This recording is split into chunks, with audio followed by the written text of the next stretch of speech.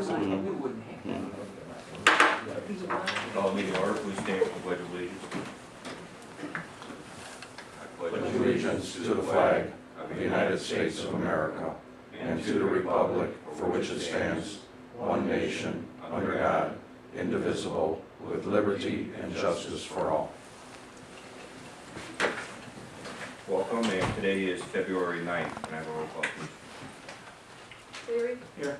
Aaron's here. Meyer. Here. Caprows. Here. Coleman. Here. Whalen. Here. Is there anyone from the audience that wishes to address the board? If not, as the last few meetings, George, yes. Yes, I would just like to commend the village and Bud and his people for a great snow removal job they've done so far this winter. I won't say what I was just going to say then. Thank you, Actually, George. I agree with you 100%. I'd like to thank the Public Works Department, the Police Department, staff, and our residents for enduring what was the 5th worst blizzard in the history of the village, the Chicago area. I think an excellent job was done by all. Next morning after the blizzard, I was amazed at how clean the streets were. Of course, we had some spots that we had to work on as we expected, but I thought everything was amazing, and I agree with you, George, and thank you for saying that. Appreciate it. Were there any stranded motorists? Not that we were aware of. We had a plan in place that in the event that we had residents, the first plan was taken to Casey's or one of the gas stations. If we noticed that the gas stations or Casey's was filling up, then we were going to open up the warming center or shelter, which was the community center. We had the trailer there, and then we had people in place that were going to move in the event that we needed to do so. And actually, Bob started working on a plan on Friday, and then obviously, I think it was Sunday morning or Saturday morning, whatever day it was, the plan changed because it turned into a blizzard. But we were set, we were ready to go. And like I said, thanks to everybody. Village Commissioners, Beautification Commission, Trustee Aaron. The flowers for the hanging baskets have been ordered, and we will be having our next meeting in March. That's all I have to report. 4th of July Commission, Trustee Coleman. Nothing new to report at this time. Youth Commission, Trustee Porter. Last Saturday, that just passed, we had our daddy-daughter dance. We had approximately 250 little girls and dads or grandpas or significant others attend. And we have our mom-son dance now coming up on March 7th. Okay. Yes, that's it. Thank you. River of Hope, Trustee Will. No report at this time? Historic Preservation Commission, Trustee Will. Okay, this is a new report being added to the agenda of our commission reports. I think everybody knows that a few weeks ago, the fire alarm went off in the depot, and there were no list of any key holders. So the mayor was called and came up here, grabbed a key, and went down. And basically what was found is one of the smoke alarms in the ceiling collected moisture, and I think it kind of arced or something and set that alarm off. So what happened was we set up a meeting with some of the leaders down at the museum, and we went over there and checked out the problem, and there's a list in your board packet as far as what we talked about as far as what needed to be done down there. But basically what the whole gist is that we have to get going on keeping up the maintenance of that building. Because the contents, I don't know if you guys have ever been in there, but the contents is invaluable. I mean, there's so much in there that we need to protect it, not only security system, but fire alarm and so forth. Buddy, you want to bring us up to date on any of that? I can tell you the 8-foot ladder, I purchased that, the smoke detector, that will be plugged in and ready to go. And tomorrow, LED floodlight to the basement, that LED, it's not like a floodlight, but it's an LED bulb, and Matt will be installing that tomorrow. Humidifier has been taken care of, there's a new filter in that. The MS4 panel and a couple different alarms has been bought. I started going through the schematics on that and tracing things down, so I would hopefully by the end of the week that should be installed and up and running. The Knox box by the, that's already installed. The only thing we're waiting for is, and Chief LaJust knows, I'm not sure that he finished, he went over there today, but they gotta, work with EastCom, plug in the alarm, you know, and on that end, but as far as our end is concerned, that job is mounted and completed. The additional keys have been made and handed out. I think that's Okay. all I have, so that's pretty much addressed everything that was on there. Get everything on there. You know, what we're planning on doing is we're planning on holding a village board meeting down there. Is it gonna be a month from, it's gonna be the first meeting We of the talked about month. just having a short meeting to pay bills there, Right. and then get a chance to look around. I don't know if you guys have been in the museum, it's an amazing place. We had a village meeting there, I don't know how many years ago, Back in '03. back in '03. And it's quite a place. You know, you drive by there every day, and when you go in there, it's hard to believe that there's that much in there.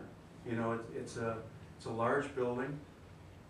There's the old pumper, the firehouse pumper, the original from Beecher, that the maintenance guys, how many guys did it take to lift it up on? It took the whole department to pick that heavy thing up and shove it up there. There's 9 people there, even Paul had help.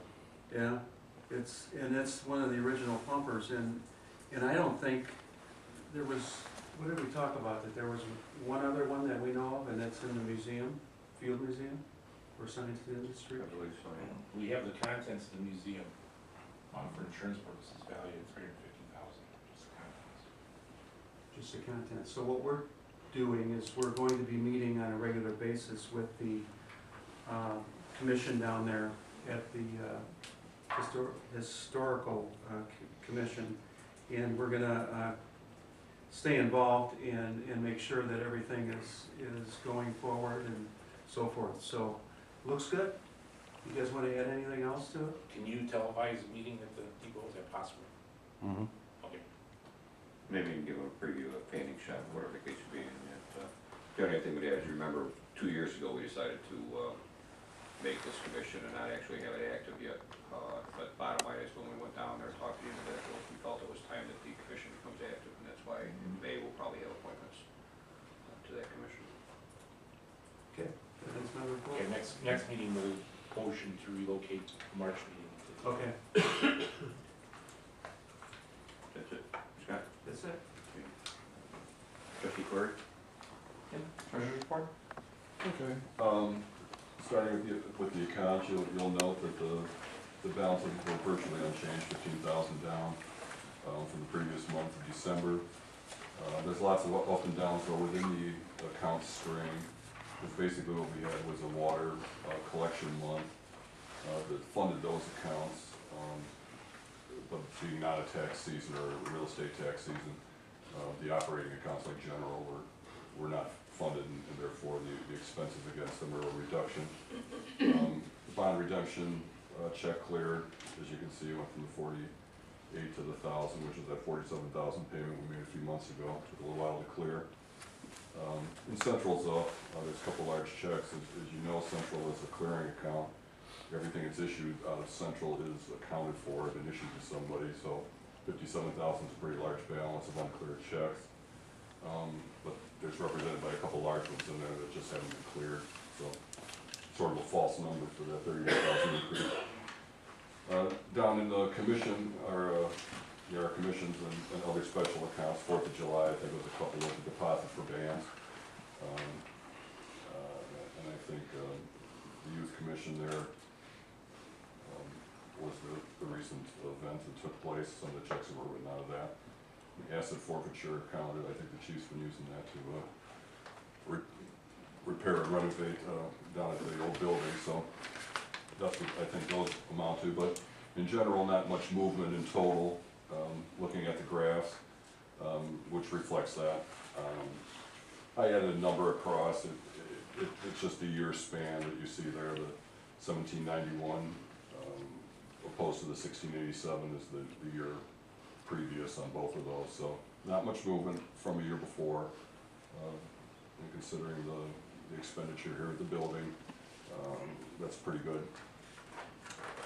And then the last page I have then would be the bills that we, and payroll and other associated items, that were done outside of the accounts payable system. Mine, the $230,000. Once again, if you look through, it's primarily our refuse payment for the month and the payroll and related expenses, so nothing out of the ordinary there. And I really think that's it for me.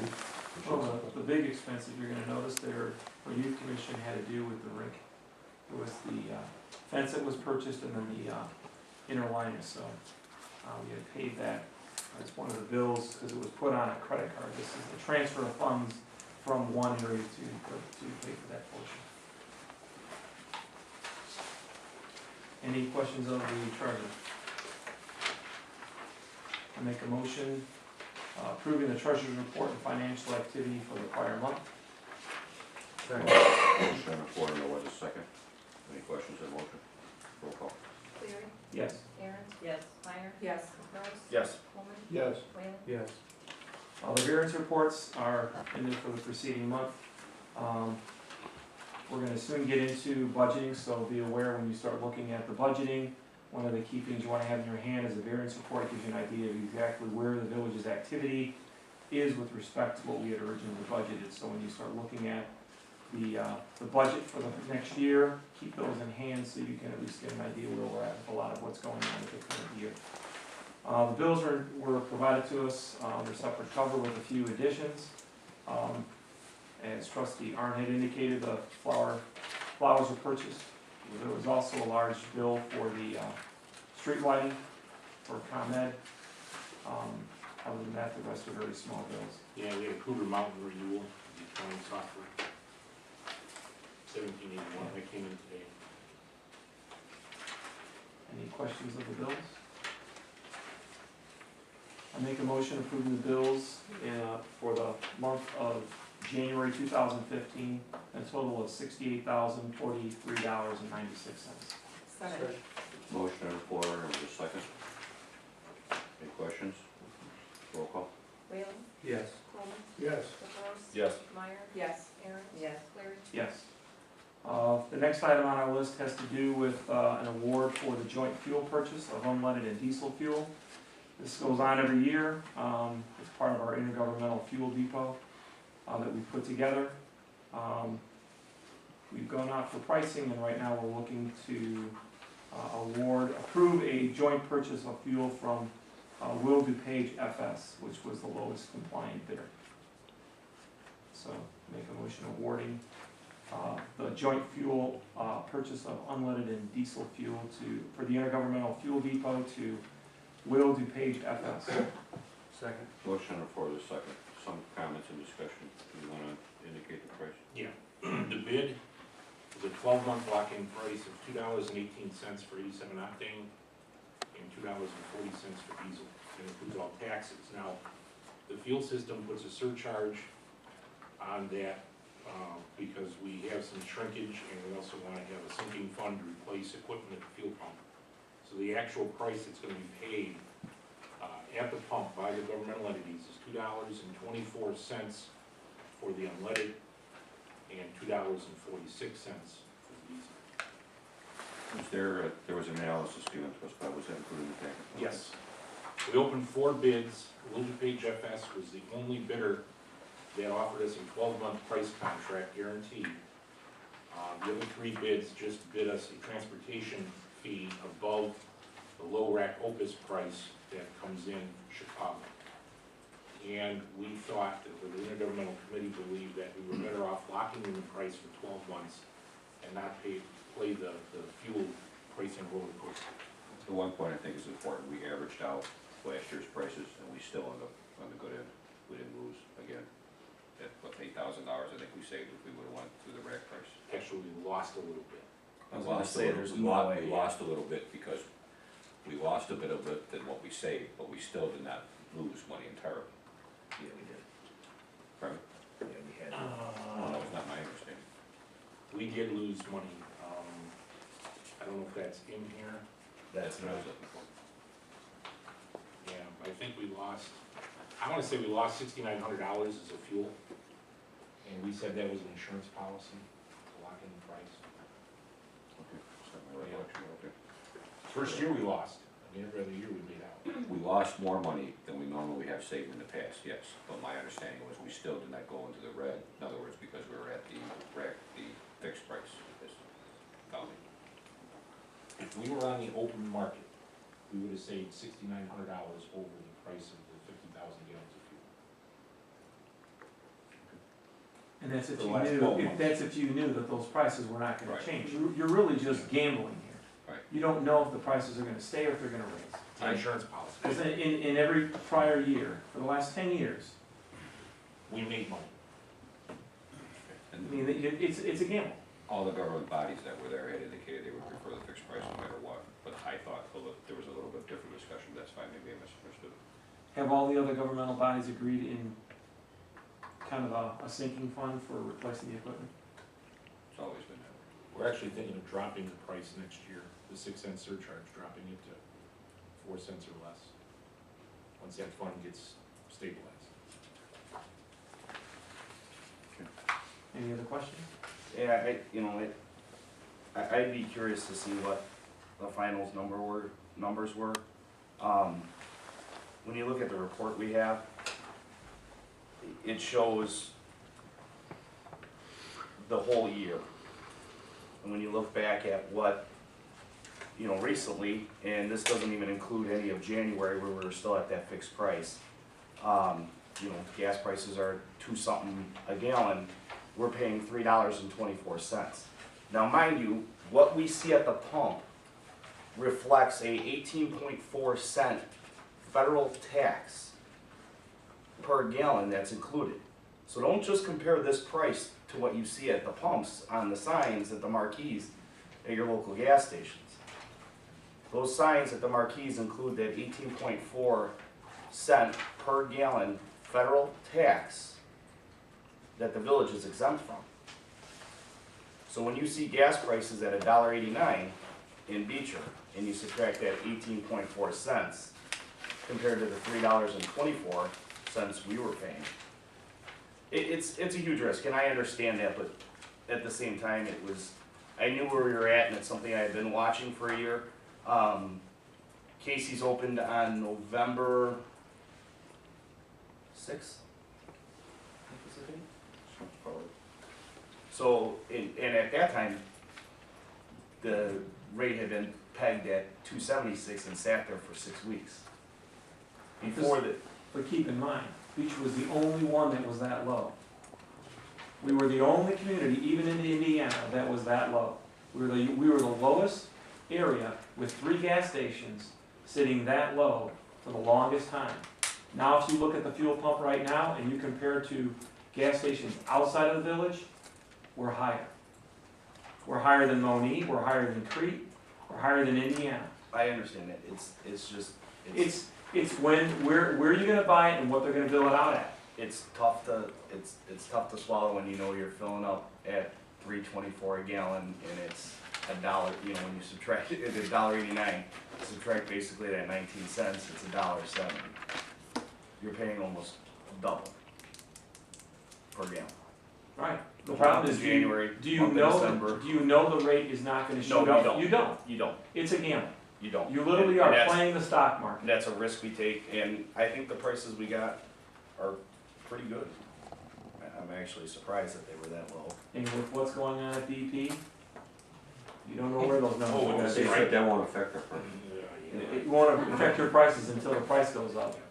It's something that, I brought this up last year, which kind of prompted It's I probably think, discussion now, the discussion where, you know what I mean, and last year we were at that point where we lost a little bit last year too.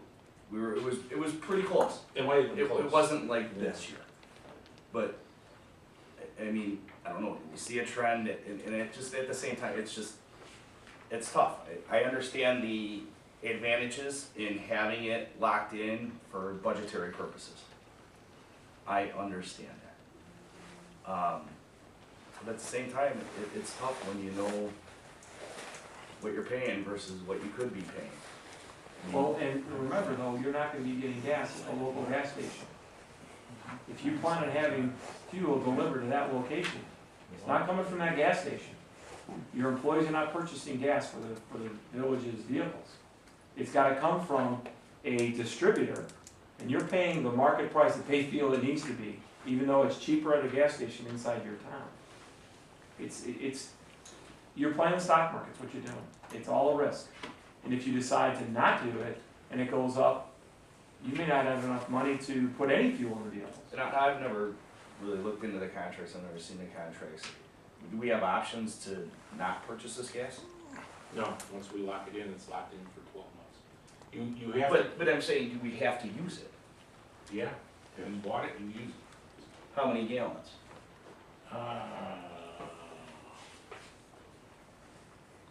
We ran that in once before. We awarded the bid spec a month ago, and it's 50,000 of unleaded and 37,000 of diesel, I think. That we For have to 12 months, that you purchase? have to purchase at these prices. So the question is, How many did we use last year? we used it up in 11 months. So we were on the open market for unleaded for the month of January. So we were paying a lower price. For diesel, we still didn't use up our allotments, and we were still at a higher price. So you have to look at a 12-month contract and the consumption of fuel and try to get both right at the right time. So the question becomes, for the next 12 months, do you think you'll be better off paying $2.18 for unleaded for the next 12 months? And I would say you are, because the prices did drop, but you knew that those low prices couldn't sustain themselves. You know, I mean, no one could be in business if at $1.76 or wherever it dropped down to. The diesel's at 2.40. Huh? So they were in business for years at that price. Yeah, but it's Until a different 2008. market. They're predicting gas prices now to go over $3 a gallon again soon. I agree, I think these are phenomenal prices, but at the same time, Now, the other option you have is just take the 14 cents over low rack. It doesn't matter to Blue DuPage FS because they're making the same profit, whether they give us a guaranteed price or the 14 cents, because that 14 cents is built in to the 2.18. But then what you're doing is you're playing the daily market. You're playing the stock market. it's basically. tough for budgetary, but Yeah, I mean, sometimes you win, sometimes you lose, but at the end of the day, I know exactly how much I need to spend on gas. It's locked. Let me give you an example of people who don't think about locking in long-term. Remember that electrical crisis in California where the cost of electricity was through the roof? Because they bought all their electrical on the spot market. And they lost, major. They were in a federal lawsuit with the power companies for years. And it was, you bought open market, you knew what it was, you didn't want to sign a long-term contract. It's the same problem. We can do that, we can go and put it on the spot market, but there's no guarantee these numbers are gonna be that low.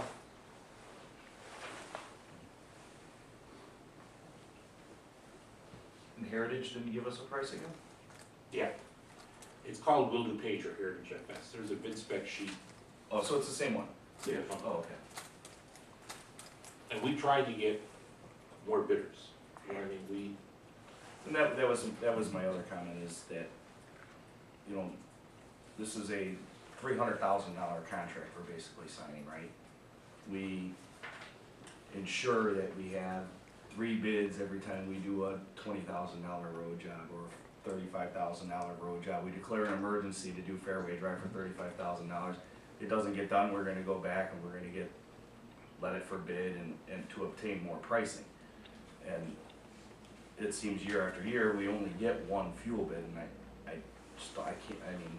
It didn't happen this time, we got 4 bids. I know, but we, only 1 with our stipulations, right? That was willing to do. No, To lock in at 12 months. We got 4 bids on the open market price. And we only got 1 bid for the lock-in for 12 months. For whatever reason, nobody wants to lock in, that's been. They're very scared to lock in. Yeah, because they know that they're playing the game too. If they lock in too low, they're losing. You know, there's no right answer with it, you know, either way you're gambling. You gamble one way, you gamble the other way, Exactly. unfortunately, yeah. There was a motion on the floor and there was a second. Any other questions on the motion? Roll call. Cleary? Yes. Aaron? yes. Meyer? Yes. Caprows? Yes. Coleman, Yes. Whalen, Yes. Good discussion. Corey, John, we did bring that up, because I knew we would have questions, we discussed it at length at our meeting, so. Lost my shirt for a few months. Like I said, The there's problem another you have, document there that you don't have, that basically outlined everything is where I'm pulling my opinion from, but I could be wrong. another benefit that we have too is since we purchased this fuel, they have to deliver. So in other words, if there's a terrorist act or if there's a fuel embargo or a shortage, they have to deliver the fuel. At that cost. Yeah.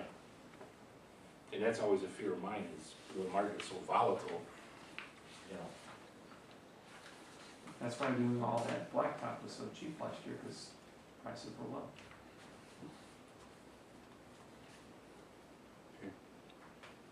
Request a closed session to discuss personnel. Got a motion? Yes. Second? Roll call? Whalen, Yes. Coleman, Yes. Caprows, Yes. Meyer. Yes. Aaron. Yes. Cleary. Yes. Staff can stay.